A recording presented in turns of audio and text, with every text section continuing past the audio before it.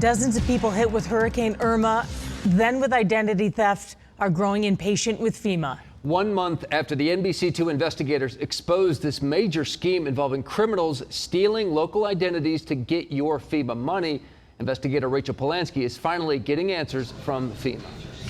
FEMA says it's been investigating these claims of identity theft since we broke the story last month. But they say they couldn't tell me that earlier because they wanted to protect the integrity of the investigation. While hurricane fraud victims tell me they're tired of waiting.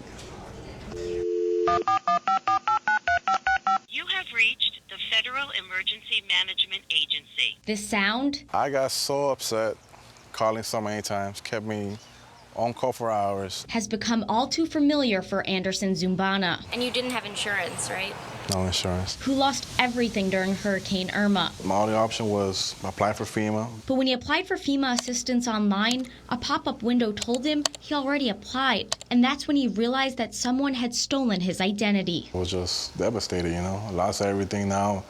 I have nowhere to go. My identity is stolen. It's like, what's next? So he tried calling FEMA and waited on hold for hours before he finally gave up. I have not heard back from FEMA at all. The same thing happened to Victoria BARGNESI. She didn't apply for FEMA, but she received this letter from the Small Business Administration telling her that she had. You feel very violated and untrusting. And after she saw our reports, she realized that she was also a victim of identity theft. So she called and emailed FEMA multiple times, and to this day, no response. An acknowledgement, yes, we received your email.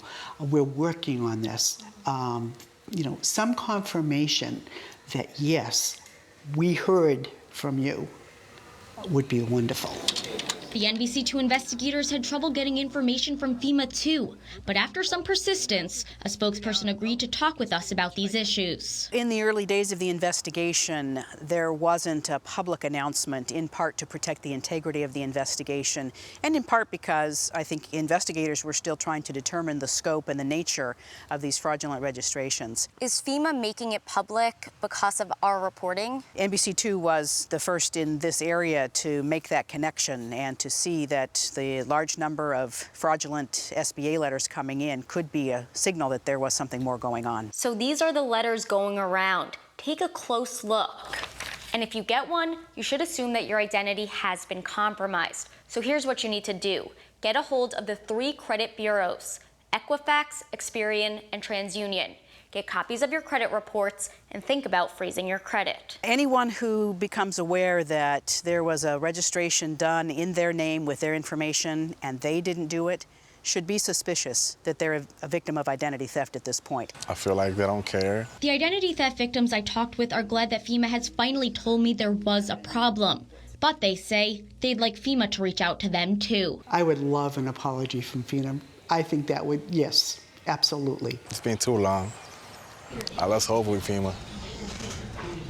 Now, if you've received one of the SBA letters, we've been telling you to call the FEMA Disaster Fraud Hotline. But viewers have been telling me that they've had trouble actually getting someone on that line. So I have a few other numbers and email addresses for you. They're all listed on our website. That's NBC-2.com.